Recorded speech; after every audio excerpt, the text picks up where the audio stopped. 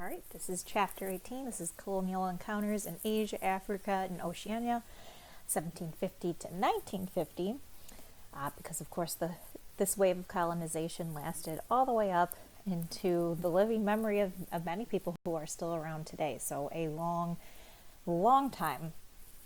So again, this is chapter 18. So this is going to be our last chapter before your spring break and of course for your midterm. So that means this is the last chapter that will appear on your midterm. So we'll stop at chapter 18 for the midterm. All right. So this is an image of the Imperial Durbar of 1903. So this is actually an image of the crowning of the monarchs of Great Britain in India, making them emperors, because of course in order to have an empire you have to have territories outside of your own nation. You have to have these far-flung territories. That's what makes an empire. And so what made the British Empire, among many other colonies, one of which was their colony of India. So this is a really interesting introduction because it has a lot of resonance with what has been going on in recent history in the United States, and that is that in Namibia, which had been a German colony from 1884 to 1915, of course after 1915 they had lost possession of all their colonies. Germany did, as a result of World War I. And so angry Namibians had started in 2013 and 2016 to deface and to remove statues commemorating German soldiers, specifically German soldiers who had been killed while suppressing an uprising in Namibia. So we can see that, again, there's a lot of similarities here with the recent anger of people against statues of founding fathers and other various figures who also maybe owned slaves or who had said racially charged things in the past. There was a big round of people trying to remove them, deface them, remove them, pull them down, what have you. And so we can see that this is something that went on in other countries as well, and was also in many ways racially charged. It's not something that's solely limited to the United States.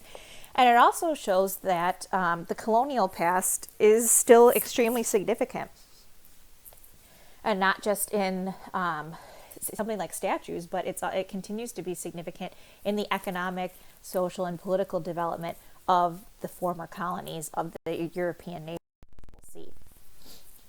So, as it says here, in the early 2000s, tensions between Namibia and Germany surfaced that echoed its past, of course, Namibia being a German colony. The Namibians had defaced or removed statues commemorating German soldiers killed during a Namibian genocide while it was still a colony. Germany finally felt ready to acknowledge that it was wrong, that their actions in suppressing that uprising were wrong, and that statues commemorating the soldiers that participated in it was wrong.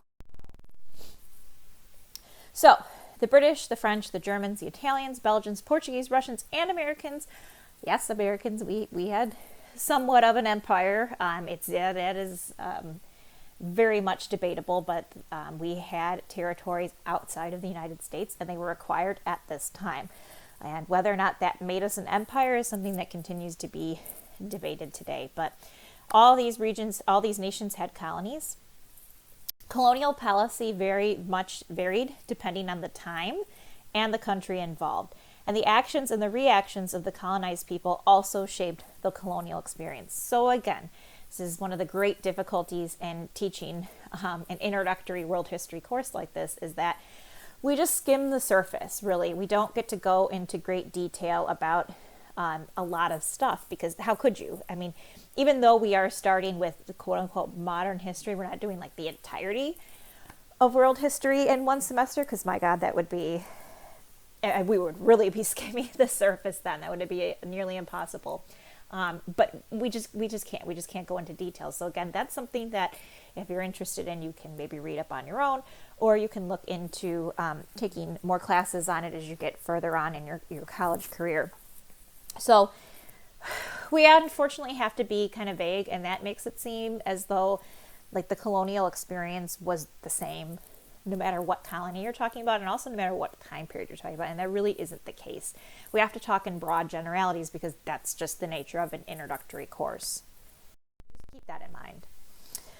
All right, what is fueling this expansion in European empire building? Well, the Industrial Revolution. When we talked about the Industrial Revolution, I really tried to underscore that it changed so much in world history and just how big it was. Just so many different facets of life were changed by the Industrial Revolution. And one of that was empire building. So how did it do that? Well, number one, the demand for raw materials and agricultural products. If you are developing technology that allows you to mass produce things, which developed nations at this time were doing, then you need the raw materials to supply those. A good example are the textile mills, which we talked about in that chapter. The textile mills in Great Britain and the textile mills of the New England region of the United States. Well, you have the ability to spin a lot of cloth cheaply and relatively easily, but you need cotton in order to do that, and you need a lot of it. And so colonies became a source of raw materials and agricultural products that Europe could then produce into finished products. And then on the other hand, they want to be able to sell those finished products. And so if you have a colony, you can essentially force them to buy your products, and thus you have a steady market for the goods you are producing. European capitalists also looked to invest money abroad in both of these endeavors, and foreign markets kept workers within Europe employed because, again, for both of those reasons, there's a demand for raw materials and agricultural products, and there's a market to sell those. So if you are working within those industries, it keeps you gainfully employed. Also, the growth of mass nationalism in Europe made imperialism very powerful. Remember that Italy and Germany had been unified by 1871, and they very rapidly wanted to become modern countries and powerful countries, and colonies were very much a status symbol. This is an age in which the more colonies you have, the bigger your empire, the more powerful you are as a nation.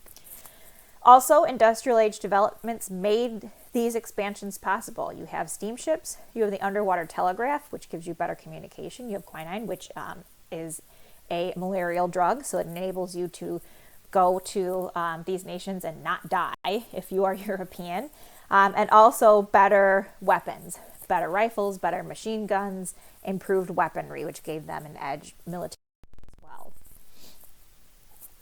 So you can see here this very sad image of Africa being torn apart by various European nations as they scanned and looked for different colonies and carved out colonies for themselves, often arbitrarily, with no relation to any kind of native African nation that had been there before, which continues to be a problem in Africa today. Additionally, Europeans' perceptions of the other changed during the period of industrialization. So in the past, Europeans largely defined the other in religious terms, and that seems strange to us in the modern world when we're living in an age that's so charged by race and divisions through race, to think that wasn't necessarily that big of an issue in Europe. But if you think about it, the borders within Europe changed constantly throughout time. If you've taken a Western Civ or even a European history class before, then you know this. So that's not really, the nation you belong to is not necessarily prior to this a really good indication of the other. So religious terms, Protestant versus Catholic, was really the way that the Europeans viewed the other. However, the industrial age promoted a secular arrogance among Europeans. So it gave them a sense of difference outside of religion. That's what secular means, outside of religion. This was sometimes combined with a sense of religious superiority. Well, if we're a Christian, and that, broad Christianity outside of Protestant versus Catholic differences, then that makes us better than the quote unquote primitive faiths of other nations. Also, European opinion of other cultures is going to be changed, and these are, of course, very hurtful stereotypes that unfortunately continue today. The image of John Chinaman as a cunning and deceitful person. It fed a lot of this quote-unquote yellow peril anxiety that you have to fear, specifically Chinese, although Europeans and Americans still to this day are not really good at distinguishing between Asian nations, so really it applied to anyone who was of Asian descent. Africans were always viewed as being primitive, and in this way continued to justify the use of slavery, though that is starting to die out in the time period we're talking about. By the mid 1800s to the late 1800s, it's pretty much gone from the world stage. However, the continuation of that view of Africans as primitive, that's still going on. Pacific Islanders were viewed as big children, essentially as being, in need of European colonization because they are not able to govern themselves. So this new kind of racism called scientific racism was basically the establishment of a hierarchy of races in which whites were always on top. And even in some parts of the world, even just the vague term of white was not good enough. You had to then define what is white, and some European nations were not white, and some European nations were white. Some parts of some European nations were white and some were not. So people from northern Italy were white and people from southern Italy were not white. I mean, it just went, this Enlightenment obsession with categorizing things just went overboard when it came to separating the races and creating a hierarchy of races. And you can see that in this unfortunate drawing, which is basically likening people of other nations as being closer to monkeys and apes as opposed to people who are white based on their profile and their head shape. Oh, there was this whole pseudoscience at this time that was very popular called phrenology, where they would study like the bumps of your head and people's they'd measure their profiles, and supposedly this would give you some indication of people's level of intelligence and their disposition. I mean, it was just nonsense. But this gives you an example of the mind frame that people had at the time.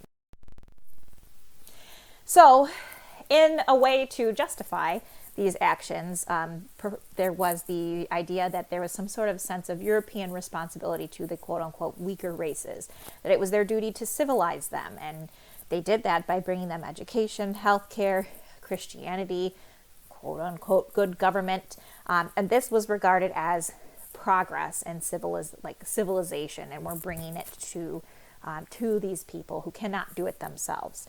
And a big part was the idea of social Darwinism, which is an effort to apply Darwin's evolutionary theory to human history. So the idea of survival of the fittest and applying it to human beings, which it was not intended to be applied to human beings, but that's okay. So the period of 1750 to 1900 saw a second very distinct phase of European colonial conquest that focused on Asia, Africa, and Oceania. Because, of course, we already talked about an earlier time of European colonial conquest, and that really concerned North and South America. That's pretty much over, more or less, by 1750. It's dying out. There's not new lands to conquer. A lot of colonies have either been lost due to independence or will shortly be lost due to independence movement. So now the focus is going to shift to Asia, Africa, and Oceania.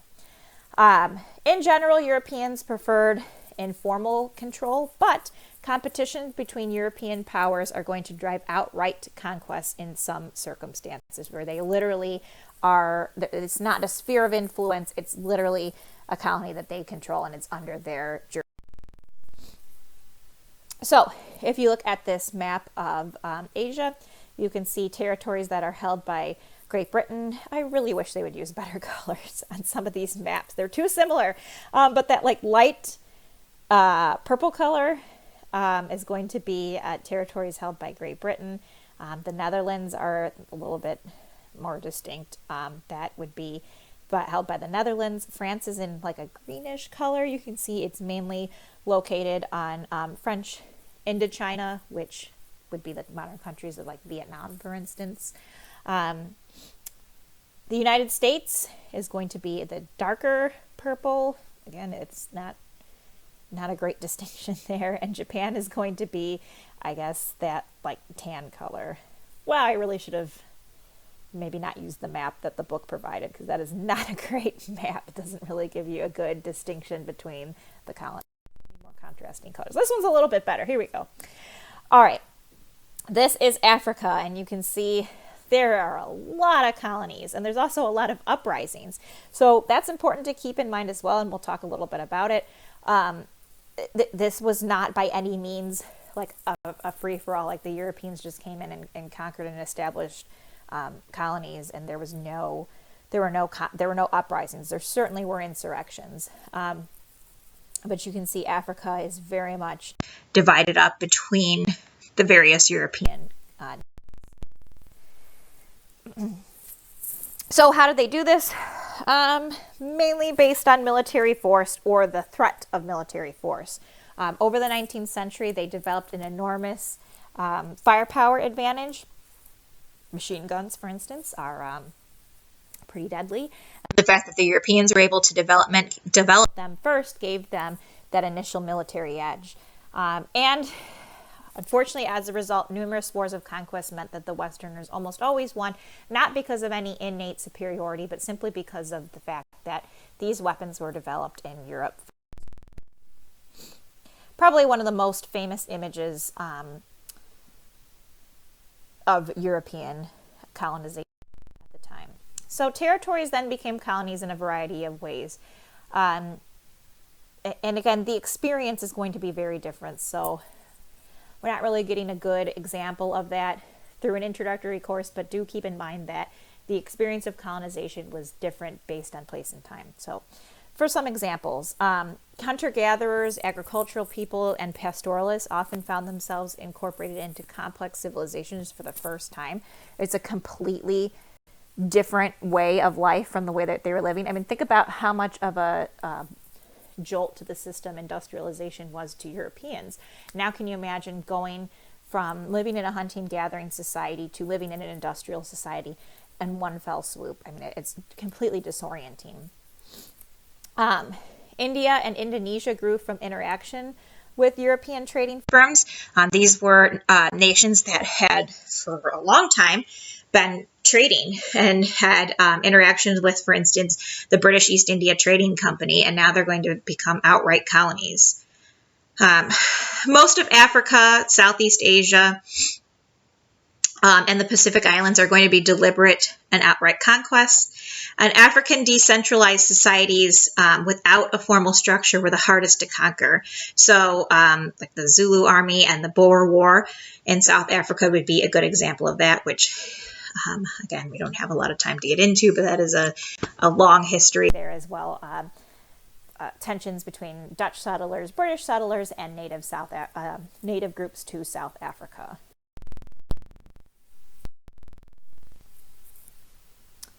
So American, British, French, Dutch, and German competition for islands in the Pacific eventually drew in Australia and Chile as well.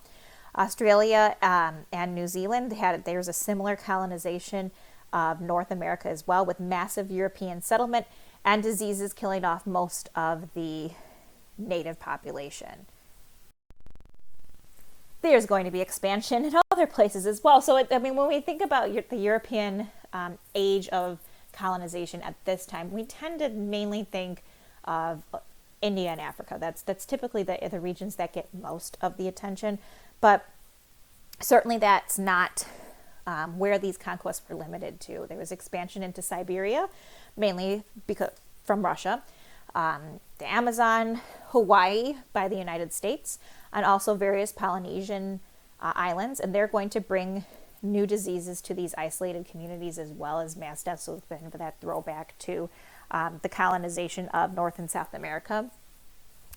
America expanded as well. We engaged in a war with Mexico, the Mexican-American War.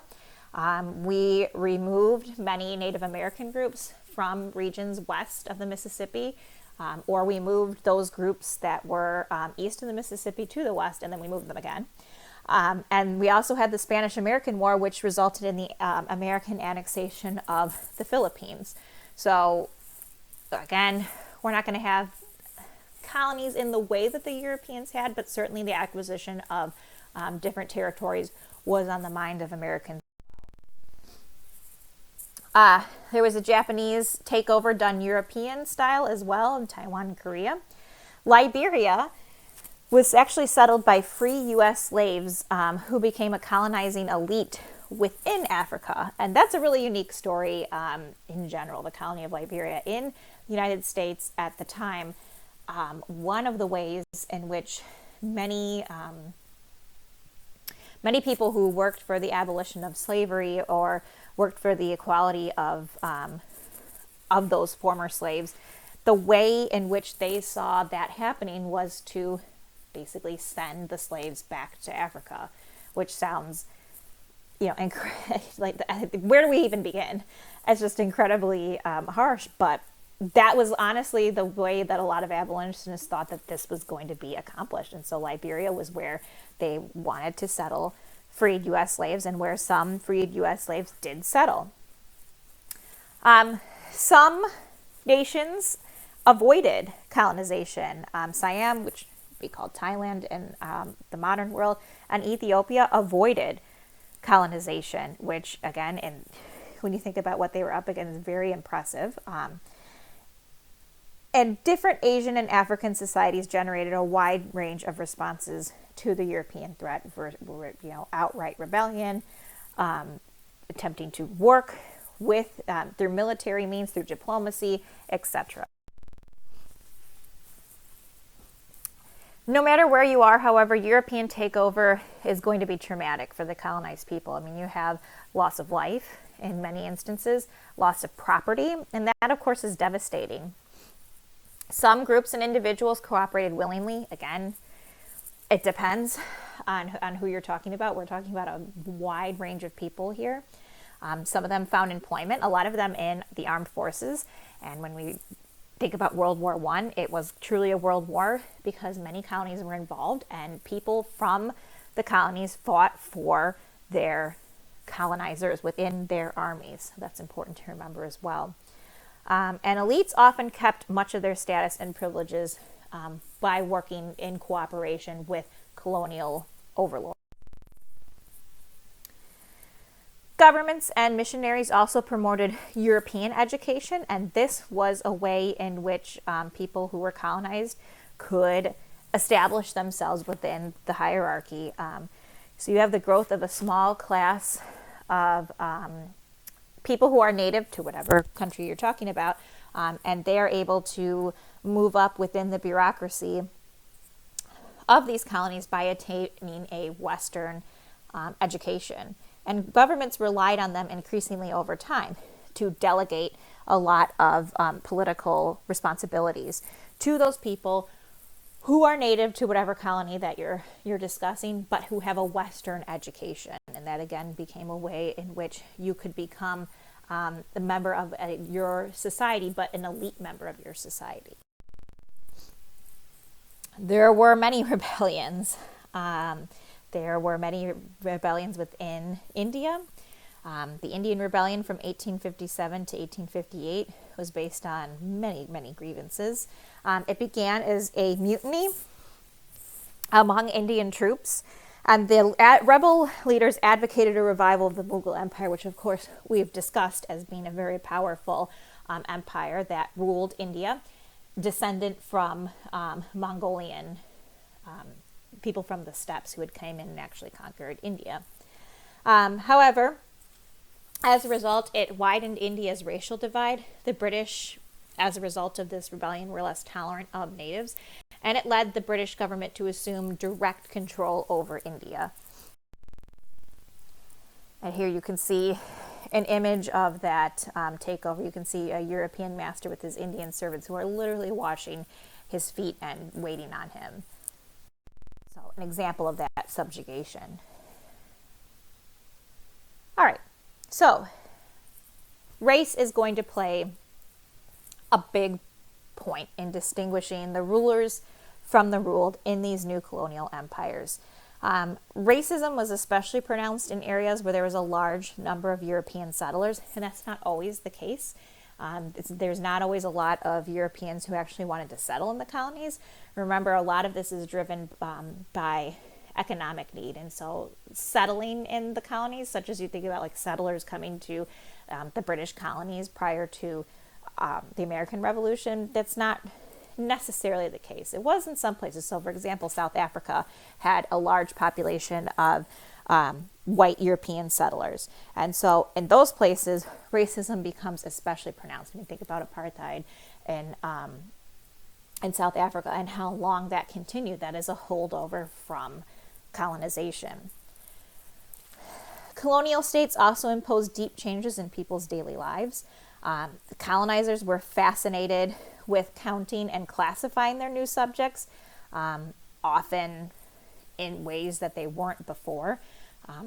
In India, they appropriated the caste system, which had already existed prior to colonization. And in Africa, they were obsessed with either identifying or literally inventing different tribes and classifying them. So probably the most famous example of that occurred in Rwanda, in which they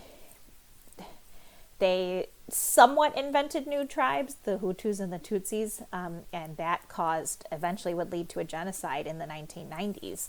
And again, there were kind of tribes that were based on those lines, but the Europeans took it and basically defined people on an arbitrary level and put them into tribes that weren't necessarily there before. And so in a way, they actually created more divisions than were there prior to colonization.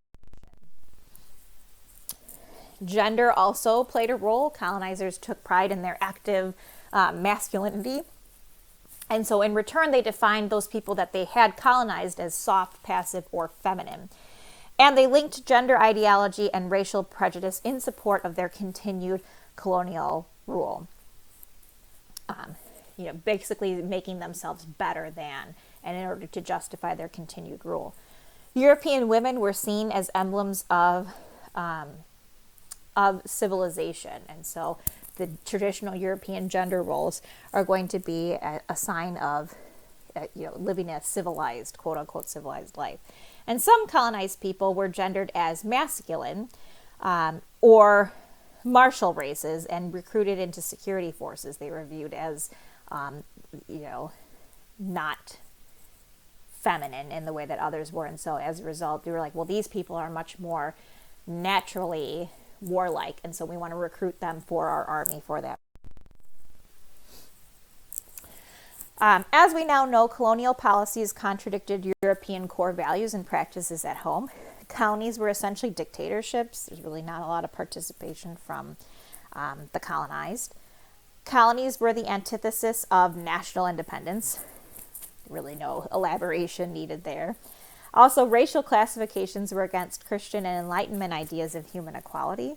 Many colonizers were against spreading modernization to the colonies. And remember, that's one of the justifications they gave to having colonies was, well, we're going to modernize these quote-unquote primitive people. But really, the modernization really didn't happen. They were there to extract raw materials and then to sell their finished products to, and really isn't any need to modernize them if you look at it from that perspective. And in time, these visible contradictions helped to undermine the foundations of colonial rule, which again, by about 1950 is over. Colonial rule also had a deep impact of people's ways of working. So again, a lot of the emphasis here is on extracting raw materials, specifically in Asia and Africa. As a result, the idea of subsistence farming diminished. Subsistence farming is when you basically grow enough to feed yourself and your family and save seeds for next year, and that's about it. You're not producing in order to sell. Now, there's a need to sell goods because you need money, because you need to pay taxes, and you also are going to want to buy new products, and so subsistence farming doesn't allow you to do that. You have to sell in order to pay your taxes. Also, local artisans were largely displaced by manufactured goods, and Asian and African merchants were squeezed out by Europeans who dominated that part of the economy. And this certainly resulted in a lot of violence, specifically in the Congo. There was the gold mines that existed there were just horrific places to work, and the demands placed on people, as you can see here, pretty awful. That could be really a whole lecture in and of itself. Forced labor and the power of the state. Many colonial states demanded unpaid labor on public projects. The worst abuses, as we saw there, were in the Congo Free State. So this was personally governed by Leopold II of Belgium. And basically, he had a reign of terror, which killed millions with his labor demands. The forced labor caused widespread starvation because people weren't able to grow their own crops. And Belgium finally stepped in and took control of the Congo in 1908 to stop the abuses.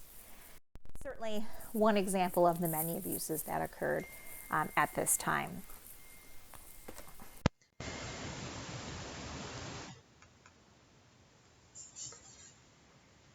All right. So then you have the cultivation system of the Netherlands East Indies, or Indonesia, as it would be known today. Peasants had to devote at least 20% of their land to cash crops to pay as taxes. So in this case, meeting your quota of these certain cash crops counted as paying your taxes. The proceeds were then sold for high profits, financed by Dutch industrialization. And this enriched the traditional authorities who enforced the system and led to a wave of deadly famines in Java. Because again, if you're basically being forced to devote this part of your land to selling a cash crop that you can't eat or consume, then you're not able to raise enough for yourself to eat to keep you going. There are many areas resisted the forced cultivation of cash crops. So German East Africa, there was a major rebellion in 1905 against forced cotton cultivation. Cotton being an example of a cash crop. You can grow it, but you can't eat it. So if you're forced to grow it and you can't really devote the time needed to crops that you can eat for food, that's going to lead to a huge problem. There were many people who were happy to increase production for world markets. There was a considerable profit to small farmers in some areas. Again, it depends on where you're talking about. There were some places in which you didn't get to see a profit, like those regions we just discussed in the previous slide, and some parts that you could get a profit. In the Mekong Delta of French-ruled Vietnam, rice cultivation was a significant cash crop. However, this resulted in significant environmental damage to local fish and shellfish food sources and produced methane gas, which contributed to global warming. So we can't, of course, any part of the world touched by industrialization, we can't ignore the effect that it had on the environment and thus to the people who are reliant on that environment. In the southern Gold Coast, modern-day Ghana, African farmers took the initiative to develop export agriculture. They became a leading supplier of cacao by 1911, but labor shortages led to the exploitation of former slaves, men marrying women for their labor power, and the influx of migrants all created tensions. And many colonizers specialized in one or two cash crops, creating a dependence. If you know anything about anything about economics or personal finance, you know that diversification is key to economic stability. As the old saying goes, you can't put all your eggs in one basket. So if you are exporting or you're reliant on one crop or one item only, and there's something happens to it or there's a loss in demand, now you're in big trouble. And so that could create a problem as well. So migration for work. So wage labor in European enterprises was common. So wage labor being you work and you get paid for it. This would be different from necessarily farming. So this existed in both from colonized regions from China and Japan.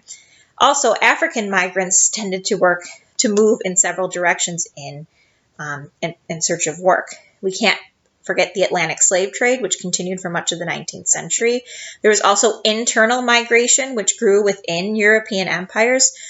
Europeans took over huge tracts of African land and employed Africans as workers. And the gold and diamond mines of South Africa provided employment, but in harsh conditions. In Asia, some 29 million Indians and 19 million Chinese migrated to search for work. They worked on plantations that were financed by Europeans. These plantations often had harsh conditions and high death rates. The British often facilitated the migration of Indian labor to far-flung territories of their empire, especially after the end of the slave trade, looking to fill that void left by slavery. Mines were another source of wage labor, but it was dangerous work, and the fact that so many people were willing to work in mines shows you how desperate they had become to earn that wage and how important it was, and how different that would be for somebody who had been living maybe a pastoralist or an agricultural life to now go work in these dangerous conditions in mines in order to earn a wage. That's just a completely different way of living. Chinese migrants also settled in Manchuria, or they participated in the gold rushes of Australia, or notably California. A great many came to California until Chinese immigration was actually banned in the United States. And the United States was not alone in that. Australia, Canada, and New Zealand also joined the United States in limiting and eventually banning Chinese immigration the United States banned Chinese immigration in the late 19th century. Colonial cities also attracted many workers. They were seen as a center of opportunity.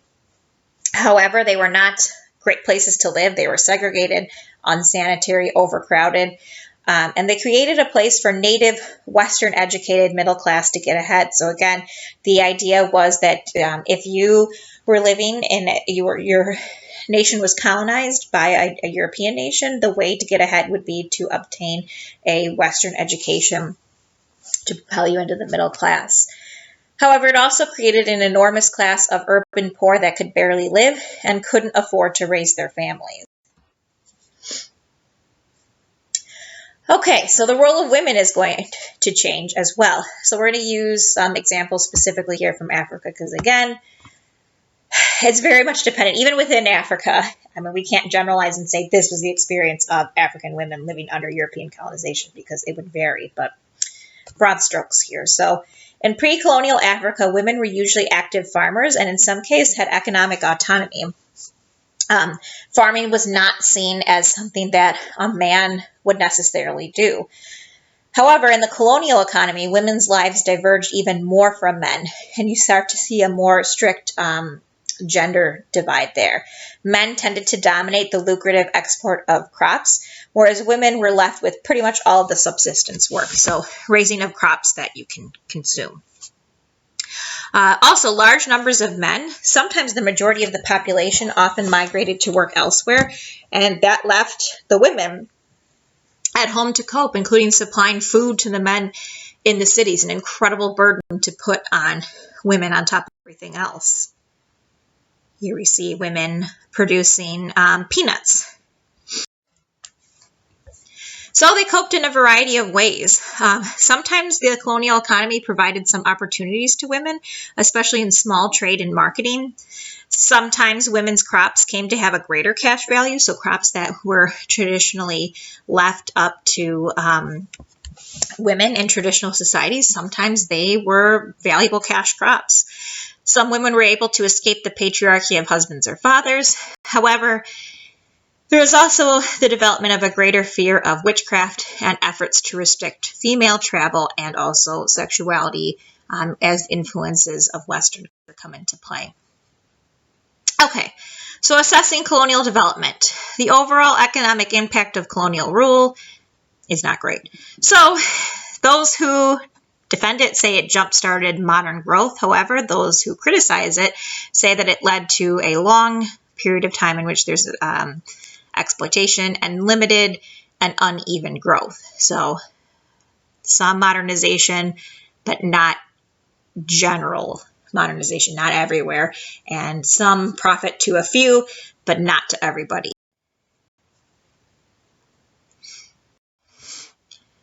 Colonial rule did help integrate Asian and African economies into a truly global exchange network. Again, it does introduce some modernizing elements like bureaucratic structures, communication and transportation infrastructure, schools, healthcare. However, it did not lead to breakthroughs in modern industrial societies. Again, anytime you see these developments, just remember that it's uneven. It doesn't apply everywhere.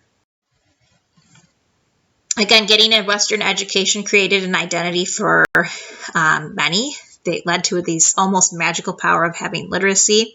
Also, an escape from the obligations of things like forced labor. Access to better jobs is going to be the biggest one. And as a result of that, social mobility and elite status. There were many who embraced the European culture, certainly those who had been exposed to Western education. However, this created a cultural divide between those that embraced it and the vast majority of the population who did not. Many of the Western educated elite saw colonial rule as a path to a better future, at least at first. In India, they organized reform societies to renew Indian culture, and there were hopes for renewal through colonial rule that were unfortunately disappointed in the end. There's a change in religion. There's a widespread conversion to Christianity in the Pacific Islands and also the non-Muslim regions of Africa, and that also helped to transform identities in these regions. Around 10,000 missionaries had gone to Africa by 1910. This was a very popular thing to do, as you can see, amongst those people who were very strong in their faith and wanted a sense of adventure. They would go and be missionaries, especially to Africa. By the 1960s, some 50 million Africans converted to Christianity. Many in the Pacific Islands, the elites strengthened their position by associating themselves with Christianity. However, these gains were devastated by newly arrived diseases, which killed off many of the populations in the Pacific Islands. Christianity was attractive to many in Africa. The military defeat of their region was basically shook their belief in their old gods. Christianity was also associated with modern education, and thus it gave opportunities to the young, the poor, and also women. And so it spread mostly through Native Africans because of that. Good example of this, if you I read the book Things Fall Apart. I know it was required reading when I was in high school, and we used it as part of the curriculum when I taught a class on pre-colonial African history. It's a good look at the changes Christianity brought and the way in which it grew among Native Africans. So here we see a European missionary preaching the gospel to Native groups here. However, there were conflicts over issues that touched on gender roles and sexual norms. Female nudity, which, depending on the region you're talking about, may or may not have been the norm, offended Western ideas of modesty. Polygamy contradicted Christian monogamy. And so if you convert to Christianity, what do you do with all your wives? That's a problem. The idea of sex outside of marriage and female circumcision were also brought into conflict. And wherever Christianity went, and we talked about this in previous chapters when we talked about conversion in North and South America, it takes on elements of the culture in which it goes. And so Christianity in Africa was Africanized. There was a continued use of charms and medicine men, which incorporated elements of their old faith. Some simply demonized their old gods, and there was a wide array of independent churches that were also established in Africa as well. It did not spread widely in India, however, but it did lead intellectuals and reformers to further define Hinduism, and this new definition of Hinduism helped to distill a clearer sense of Muslims as a distinct community, furthering that divide that we know had existed in India prior to colonization between Muslims and Hindus. So notions of race and ethnicity were becoming more and more central to new ways of belonging. By 1900, some African thinkers began to define a quote-unquote African identity because they were united for the first time by the experience of colonial oppression. Of course, Africa is a continent, it is not a country, and there's a wide variety of peoples living on that continent. So what does African identity mean? Some argue that African culture and history had the characteristics valued by Europeans, for example, complex political systems, etc. And some praise the differences between Africa and Europe. For example, Edward Blyden, a Western thinker, who said, yes, there are differences between Africa and Europe, but some of those are good things. For instance, he was really impressed by their sense of community and how different it was from the largely individualistic Western way of living. And in the 20th century, such ideas reached a broader public. Hundreds of thousands of Africans took part in World War I, as I mentioned before. There were people from all the colonies who participated. It was a global war. Some Africans traveled widely as a result. They met people from other parts of Africa. And for most Africans, the most important new sense of belonging was the idea of the tribe or ethnic identity. Ethnic groups were defined much more clearly, thanks to the Europeans, or new thanks to the Europeans in some cases. And Africans found ethnic identity useful in the push for independence.